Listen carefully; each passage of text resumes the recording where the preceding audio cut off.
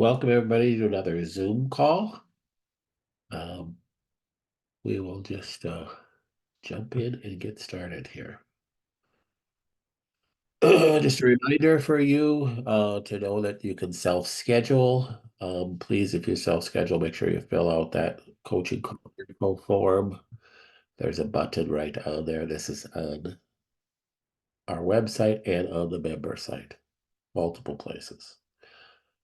Okay, let's get into the questions. You mentioned several times the dangers of running microwave frequencies through the bulb setting.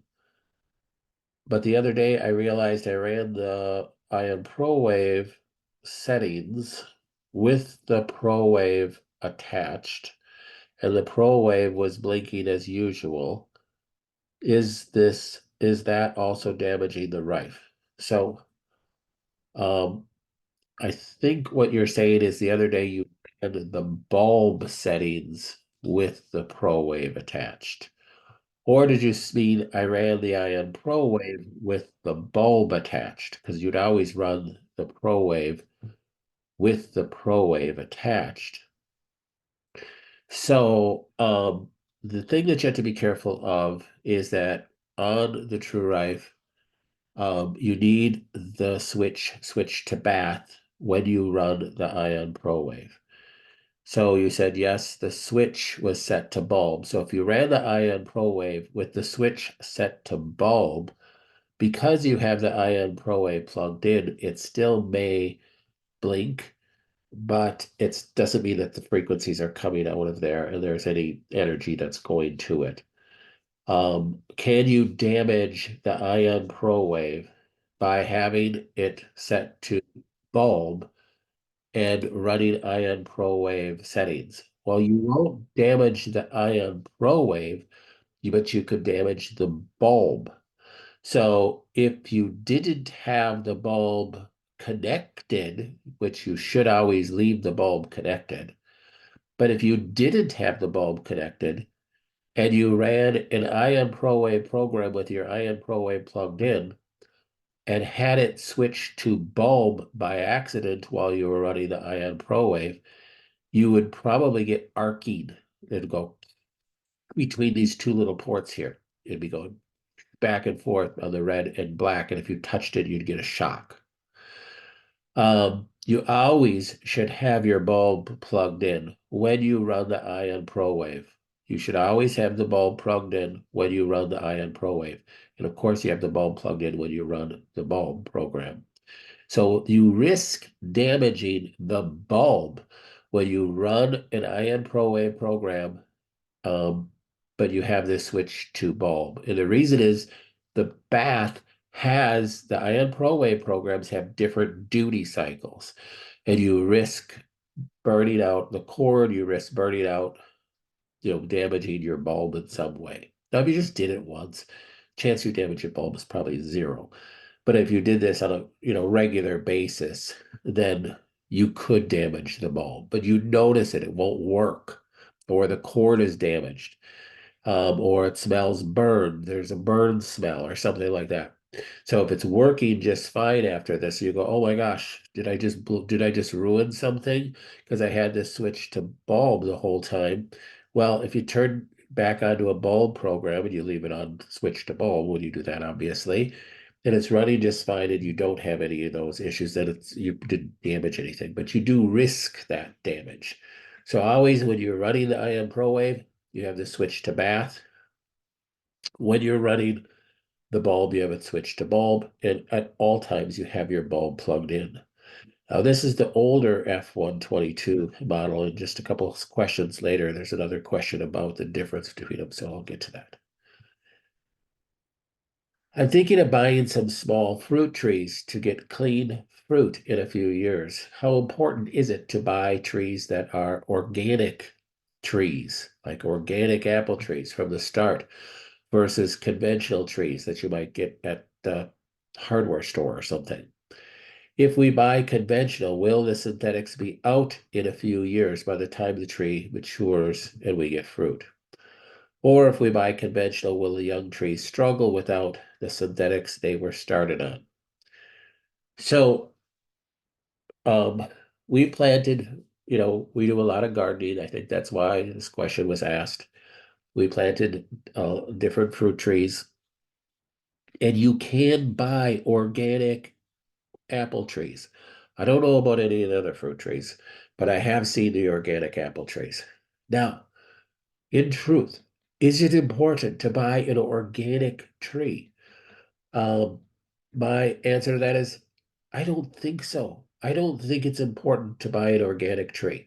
Now, what's the difference between an organic tree and a non-organic tree? Well, the non-organic, conventionally grown tree probably had been sprayed at some point in time. But in truth, if you're buying a tree that is, the diameter of the tree is an inch to an inch and a half thick, which is typically a lot of fruit trees, the chance that they sprayed it with something is zero. They didn't spray it with anything. They're not trying to get fruit.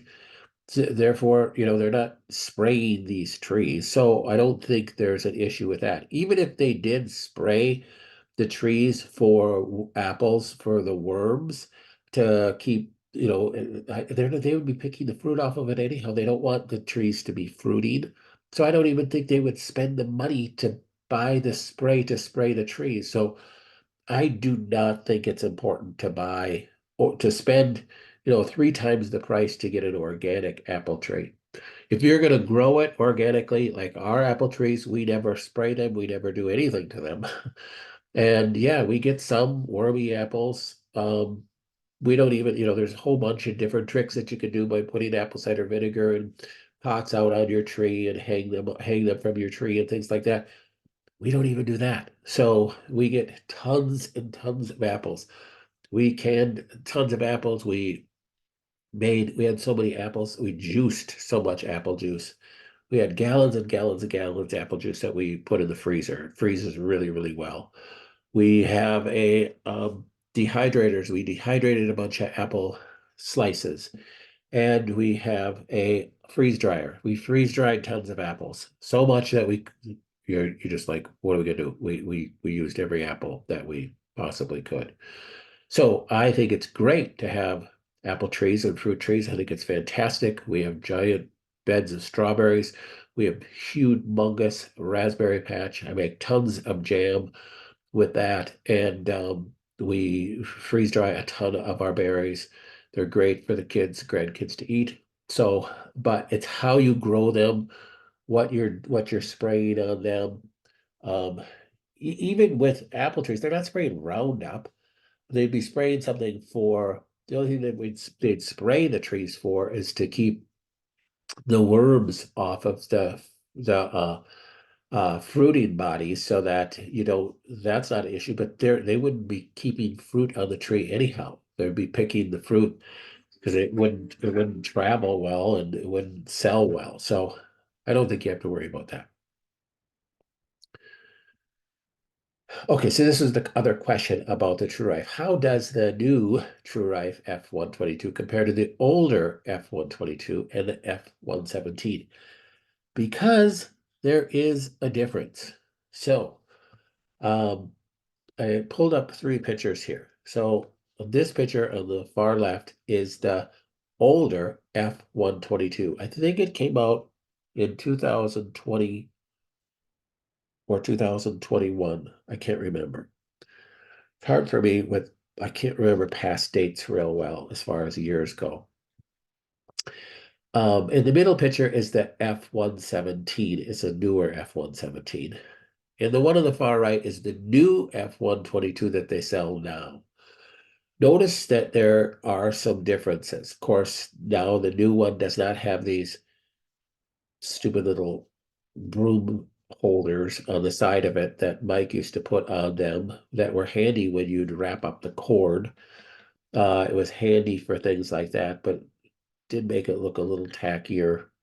And it didn't really serve no purpose for everyday use. There was a time that probably nobody on this call can remember that the it did serve another purpose. In that grounding port where I have these arrows pointing to, this grounding port right there, we used to use this handheld ground, especially when you were doing different things. So when you were using the Ion Pro Wave, you had a grounding pillow that you'd plug into that ground, or you'd have a grounding pad that you'd sit on and plug into that ground. Notice on the new machines, there's no grounding port there. So you have to plug the grounding pad, or if you have a grounding pillow, you have to plug it into an outlet. There's no considerable difference whatsoever there with that. The reason why Mike initially put that grounding port in on the original F-117 was because um, we used to use it with a handheld ground where people would actually hold a ground while they're being treated. This was years and years ago, and that got phased out a long time ago. But he kept the grounding port there to plug in the grounding pad. It made perfect sense.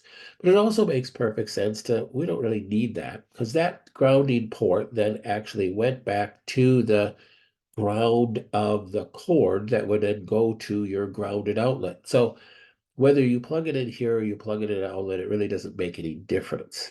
So that is absent.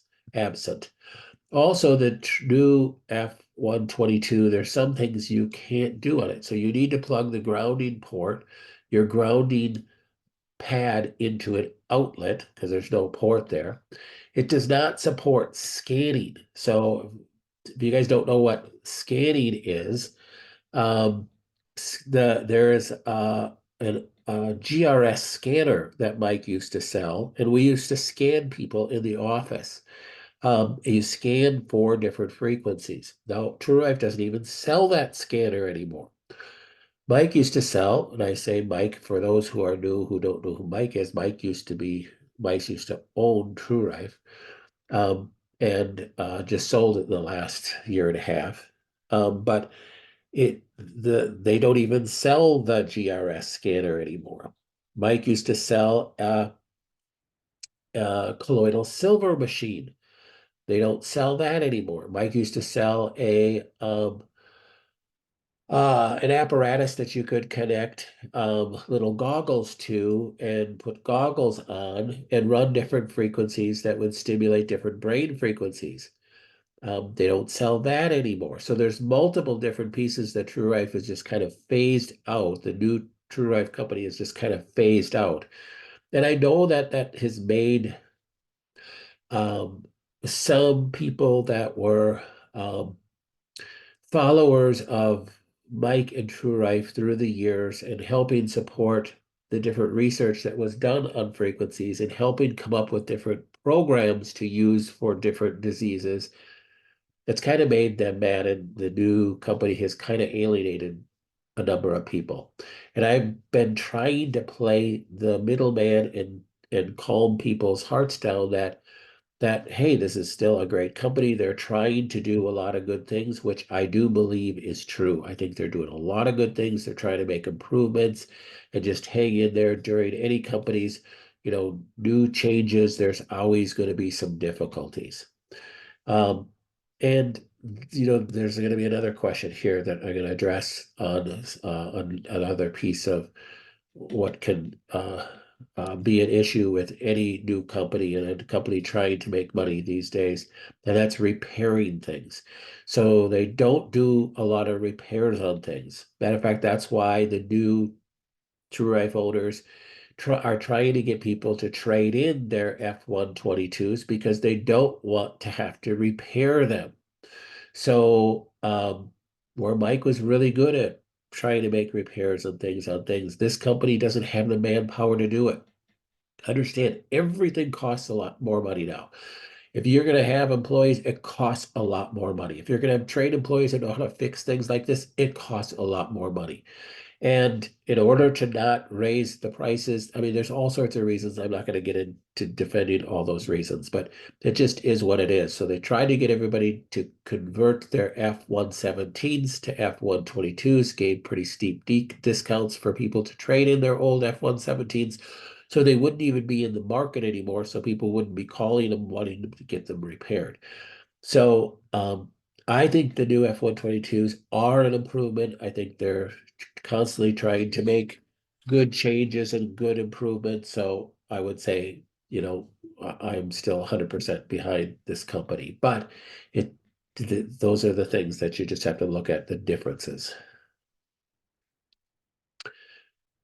This is that next question. My Rife light bulb has malfunctioned. The cord leading to the bulb has a cut in it, so it sparks and causes the bulb to make sizzling noises. Well, that's not good because we're trying to create frequencies to help heal your cancer. We're not cooking bacon, so sizzling noises are not a good thing to be hearing from your bulb or from the cords. Question is, can this be fixed? Or can I purchase a new one? How would I purchase that? What should I do? So that's another issue. TrueRife doesn't repair those things. They would just say you just need to buy a new one. Um, I can't repair those things. So, I just don't have the skills to take your bulb apart without losing the gas because your bulb is a gas-filled tube, and you have to have the machinery to be able to resolder that on correctly and for it to work correctly, to put a new wire on there. So really, you just need to get a new one. You can order it directly from TrueRife, or you can order it from our website. If you order it directly from TrueRife, you're going to get their little new model. It is a little more expensive. I still have some of the older model bulbs on our website. I just had a collection of them. So you could get it from there. Usually, so how does this happen? How do you get a cut in the cord? Um, in 99% of the time, it's because you got caught underneath a rocking chair or something like that, or that's your just like you could get a cut in any extension cord. It got snagged on something. So the biggest thing for the bulbs is a rocking chair. So I damaged my cord the same way, and had to get a new bulb a while ago. So you can just go on to our store and order it from our store. It's less expensive because it's the older model, but it's still a new bulb. I had a PET scan today. I purchased the radiation homeopath to take to get the radiation out of my system. It says to take 3 drops twice per day, but how many days should I take this? Well, I always have said that I think you should just take the whole bottle because homeopathy is a great science, but nothing's perfect. And to get that out of your system, all you're doing is stimulating your body with homeopathy to have a reaction to help pull it out of the body. So taking a radiation homeopath is a way to stimulate your body to help detox radiation. Just like you take a mercury homeopath to help stimulate your body to detoxify mercury. It's the same way. Homeopathy works on a idea that likes cure likes. And so I'd say just take it through the bottle, which will last you a couple months. Just finish the whole bottle and use that up. We purchased a grounding sheet and have it across the lower part of the bed, so only below the knees touch it. But since sleeping with this, I feel like I don't sleep as well. Is there time adjustment with this? Well, that's an odd phenomenon because, um, uh, well, if you read the literature on grounding sheets, I mean, that's one of the things that they push is that people sleep better with it. You're going to notice a great change in your sleep. You're going to sleep much sounder. You're going to have much better sleep. To be honest, I haven't had anybody ever say that to me, that since I've been using the grounding sheet, I sleep better. Nobody's ever said that to me. Nobody's ever said that on the Zoom call ever. We don't really talk about the grounding sheet that much. But I also have never heard anybody say that they don't sleep as well with it. I would just give it a few more weeks. I'd see how you do with it. Um, because I just can't imagine that it would make you sleep worse. So I would give it a few more weeks just to make sure that it's not just something else, that's going on that you don't aren't sleeping well. I'd give it a little bit more time.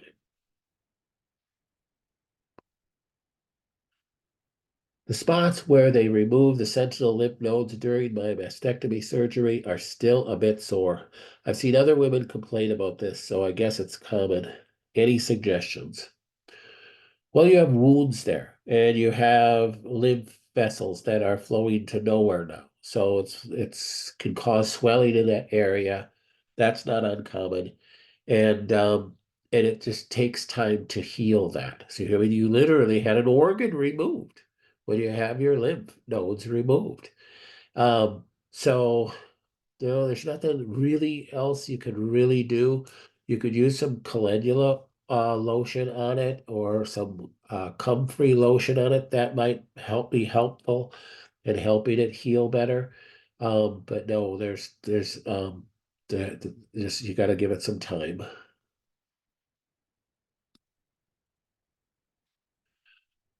I'm feeling well enough to start working out again and have a gym membership I would like to use. In my rapid weight loss during my bout with staph infection last summer, I lost an alarming amount of muscle. I have gained back plenty of weight, so calorie burn is no longer a concern. I am 55, so gaining muscle is touted as difficult. Are there workouts that are normal but unhealthy for a cancer patient? And where do you suggest to begin? There once was a trainer that specialized in cancer workouts that you interviewed or promoted, and it's on a blog post at one point in time. Are you still in touch with him? And do you know if he still offers his discounted services? First, I'll address that. No, we're not still in touch with him, and I don't know that is still in business. That was a number of years ago. He was a local person to Minneapolis, St. Paul, too. But back to what should you do and what shouldn't you do? So, a cancer patient. So, I've always said that a cancer patient should do exercises that don't bring you to a complete uh, anaerobic state, meaning that don't bring you to complete exhaustion. So, and why is that? Because cancer cells will reproduce in an anaerobic state. Not get in too deep into the biology, but glucose breaks down through glycolysis to make an end product that then converts to ultimately to acetyl coenzyme A to go into the Krebs cycle.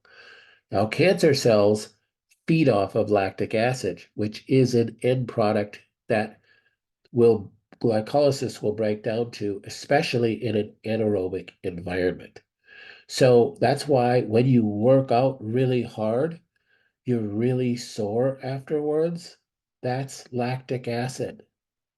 So, well, that's you're going to produce, if you haven't worked out for a while, and even if you do some gentle workouts, you're going to produce more lactic acid. But you don't want to push it so that you're producing a ton of lactic acid. If you're producing a ton of lactic acid in your exercise routine, if you don't have any history of cancer, well, that is a necessary evil in order to be able to convert lactic acid to pyruvate to acetyl coenzyme A in a more rapid fashion. That is what getting in shape is. Why someone could run 2 miles and another person and be slightly fatigued, and another person can't run more than 2 blocks without fainting is because the one who could run 2 miles is in better shape. Better shape is defined biologically as they can convert lactic acid into acetyl coenzyme A more rapidly. That's what being in shape is.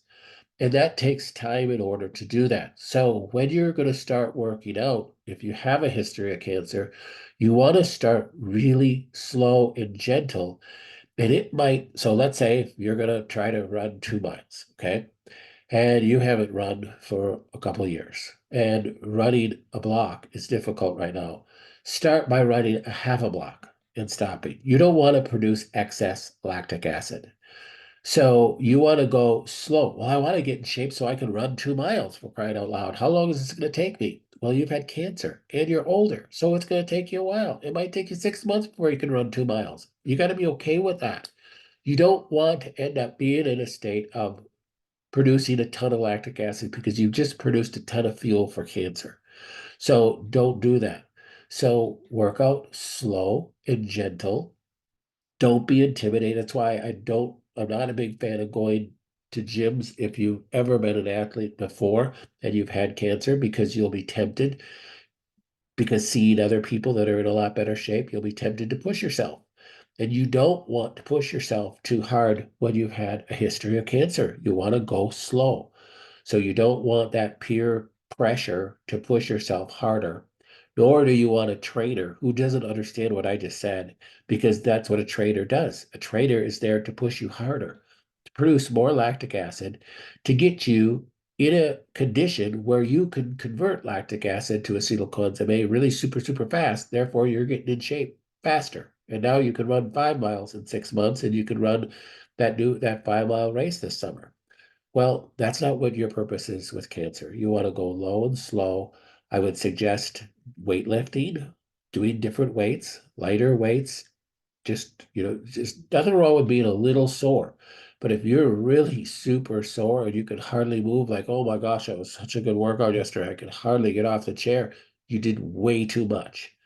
You do not want to be in that state when you have a history of cancer. You're just producing cancer food. So don't do that.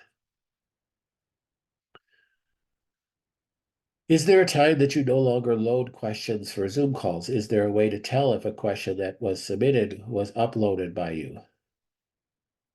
Well, if you ask the question on the site, and I don't have it on here, then it didn't get on here. So I ask that you try to get your questions in, a half hour before the Zoom call. That's just my request for you. But this question came in 2 minutes before the Zoom call. So I just saw it and put it on here. So yes, I'll try to get questions in as best I possibly can, um, up to, right when we do the Zoom call. But sometimes that's not possible. So if you asked a question and it doesn't get on here, you try to get it in a little earlier next time is all. And then if it doesn't get on here, it'll be on the next one. So if I didn't put your question onto the Zoom call, it will be on the next Zoom call. Unless it's a question that you've asked multiple times. We've had that happen where a person has asked the exact same question multiple times and they didn't look at I answered it at last Zoom call and they asked it again, and it's because they didn't listen to the last Zoom call. They weren't able to get on, but they didn't listen to it. So I didn't necessarily put that on again, because all the people that have jump on and listen to it are regular people, they'd be like, you answered that. I think you answered this last week. So I don't do that if it's a duplicate question. But if you ask a question, if you posted a question and it didn't get on that week Zoom call, it would be on the next week's Zoom call. In my blood test, the NK cells are 228. The range is 70 to 760. When the number is closer to the higher range, does that mean the immune system is better, or it is fighting something, or some kind of infection? That is why the number is higher. Same with the CD3 to CD16 ratio. Yeah, so when you look at that, that's the problem when you look at a differentiation. Um, Now, usually if you do CBC with a differential, it's only going to measure neutrophils. The differential is breaking down to the white blood cells into lymphocytes, neutrophils, monocytes, blah, blah, blah. It's not going to break it down deeper into NK cells, which are natural killer cells, and all the other CD cell line, unless you do a deep dive in it. And there's argument whether the deep dive, with the value of the deep dive. I don't recommend it, even though one of the best tests for that is a Cyrex, I forgot what it is, Array 23, I think it is, that does the deep dive into that. But that would really be for immune dysfunction patients, and that would be autoimmune issues, not really even beneficial for cancer patients. Um, and the reason is that yes, you can have elevated or suppressed immune function, most likely due to either current infection or an autoimmune disorder. So having 228, you're right in the middle, that's normal. It would only be, you could take all the you could take bottles of immune stimulating supplements, and it's probably not going to increase your natural killer cells because your body has a balance of what it's trying to achieve. You can't artificially change that because you're fighting a disease.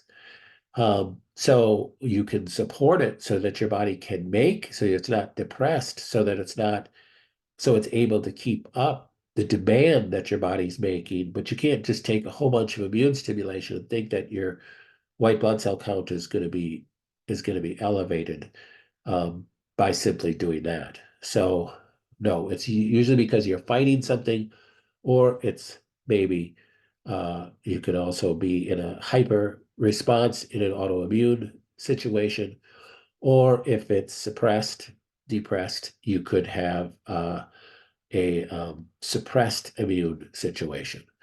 Also, you can't forget that you have to correlate to any medication that you're taking, because medication can affect your bone marrow and production of white blood cells as well. How are you making fruit jams that aren't full of sugar? Do you have a good sugar-free or low sugar recipe? Um, you can, if you get the Sure-Jell, which I do use Sure-Jell, I know there's recipes to make jams without the pectin, but I use pectin in my fruit jams that I make. You can make the low sugar portion in the Sure-Jell recipe. They do have a recipe for that. Personally, I don't do the low sugar. You just don't eat a lot of jam. I mean, you're only putting a tablespoon of jam on your bread or whatever you're using it for. So you're not like you're eating a whole jar full of jam. So I'm not that concerned about that. I love making jam. That's one of my favorite things to make. So I make blueberry jam, raspberry jam, strawberry jam. Uh, this summer, I found wild grapes at our office, which was a really fun find. I juiced them. We had a gallon of grape juice, and I thought, well, we don't even drink grape juice. I thought, I'm going to make jam out of it. So I made grape jelly out of it. It was really fun. So it's the first time I ever made grape jelly. We give our jam away. Our kids and our grandkids um, are who eat most of our jams. So something I just like making. I like doing it. It's something I really enjoy doing is canning. So I know it's weird for a guy to like to do that, but I really like to do canning, hot water bath, and pressure canning. Pressure can a lot of meat. Um, when we used to live up in the woods on 280 acres, and we were off grid. So we didn't have really refrigeration options. We had a fairly small propane refrigerator with a little teeny weeny freezer. So freezing meat it just wasn't an option. We only had a few solar panels. So, and we had propane lights. So, and we used mainly kerosene lamps in our house. So we didn't have refrigeration. So we had to learn how to can. So when we got a deer, which I mean, you could literally just step off our deck and shoot a deer, literally. And um, we'd butcher it up and can it. So and found that canned meat is the best. It's just absolutely the best because it's just tender. You could even take a pork cut of meat and pressure can it, and you just have the best, beef stroganoff or venison stroganoff in the world. So we got into doing that homestead stuff back before it was cool. In this generation, there's a lot of people doing it, which is really, really exciting. But we've done that, you know, for back in the 90s when we lived up in the woods. Do you put the radiation homeopathic drops in your mouth directly or you put it in water? No, just put it right under your tongue. Put it directly in your mouth. And remember, with the radiation, with any homeopathy, you want to be 15 to 30 minutes away from any food and 15 to 30 minutes away from any mint. Mint, yeah, your toothpaste. So if you don't have mint toothpaste, then don't worry about it. But most toothpastes these days have some sort of peppermint or spearmint or something like that. So you don't want to have that in your mouth at all when you're doing homeopathy. Do we need to sleep with grounding sheets? No. And if you do use a grounding sheet, you only use it on the lower half of your body. So you put it across your whole bed on the lower half of your bed. The person who asked a question about it said they used it from their knees down, but you could do it from your trunk down, from your buttocks down. Um, you put the grounding sheet on the lower half of your bed underneath your fitted sheet. Is there a detox homeopathy product for arsenic? Um, there is, um, yes, there is. Let me look real quick.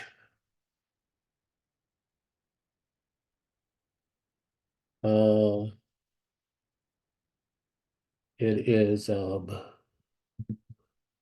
the detox liquescence is on back order. Um, and the amalgam, oh, let me look. HP. Let me look here real quick. Um,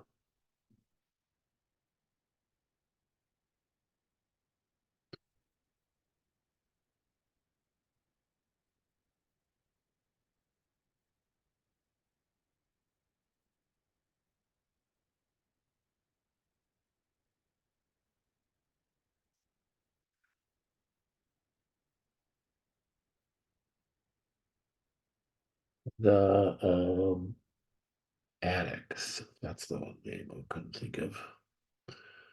So the addicts, let's see if it has, no, it doesn't. If you want that, I can make it for you. Um,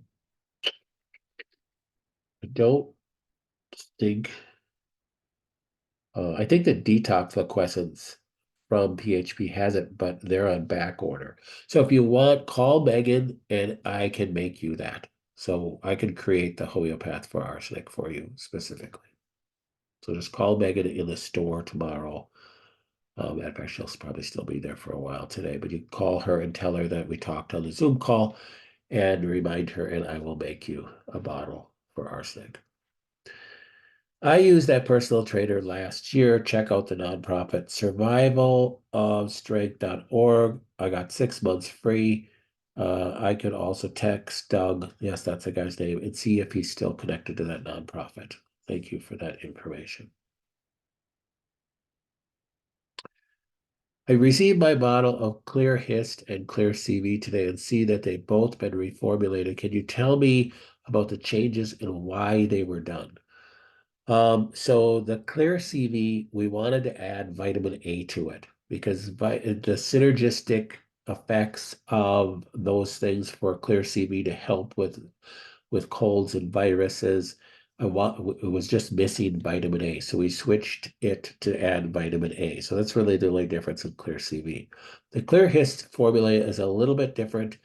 Um, because we switched to a different company with that I was happier with the total product itself. So the Clear Hiss, there's more, it's a similar product, but there's more changes to it. I just think it's a much better product. We're always just searching to give you the best products, especially products that have our names on it. We want the best product out there. There's the website for who's asked that question, survival2strength.com. Survival2strength.com. Thank you for that.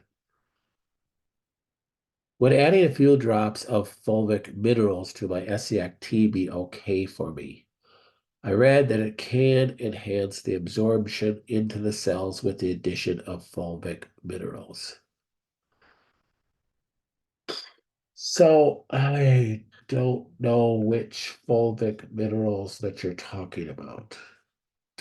So let me look up if I already gave you the okay on that mineral, then yes, you can. If if you're like, no, I just came up with this myself, you didn't even look at the fulvic minerals for me, then I need to look at them because there's minerals out there that are earthbound minerals, that are liquid minerals that I'm just very much against. And I actually created a couple blog posts on that. Why do I not like ionic minerals? I think is the blog post. And I explain in that video why I don't like ionic minerals because um, they're not chelated the way that we're supposed to eat minerals. So we get our minerals normally from uh, plants. Yeah, so here's the blog post right here. And it looks like this. So if you search for that, why I don't like liquid ionic minerals, you'll understand. So if you could send me, Kelly, if you can send me the product, I could look at it a little bit deeper. Arsenic detox. Call Megan. Thank you. Yes. Your answer to my workout question was helpful. Thank you. I used to do peak eights. So HIIT exercise is the best exercise for your heart, bar none. So that means you're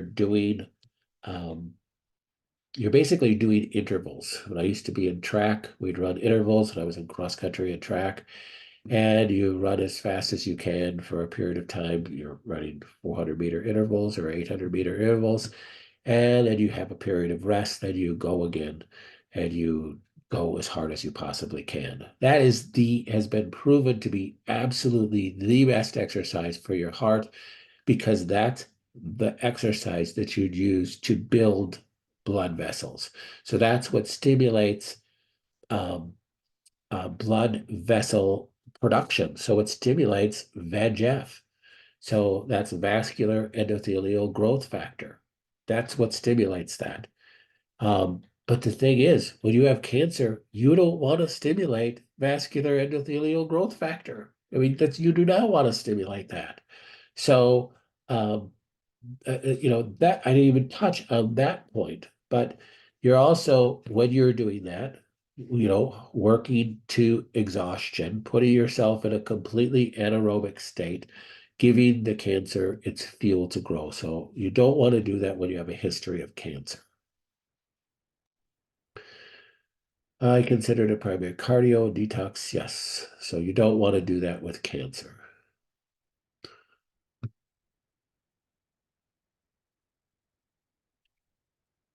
So if you want more information, you can contact him, Dina, and see.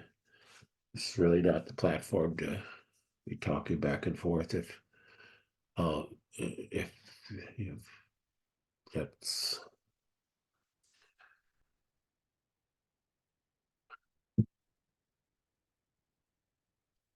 all right. Any other questions?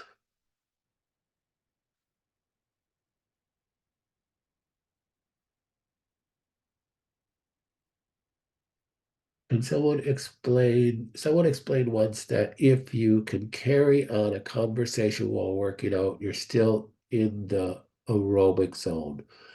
Yeah, I would say, to a point. Um, you can kind of fake it you're carrying on a conversation and still be panting like a dog underneath. So just be careful you're not pushing it. So yeah, but I would say that's a good thing. That's a good marker, I would say. If you can freely carry on a conversation and you're talking, you're probably in the aerobic zone. I think that's a good marker to follow.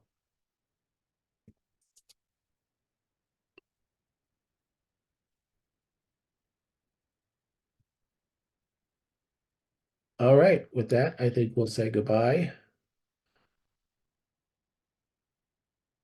Um, and we have some announcements that are going to be coming up in this next week, so make sure you check the member site. And we'll talk about them at the Zoom call next week as well. All right, love you all. We'll talk again next week. Bye bye.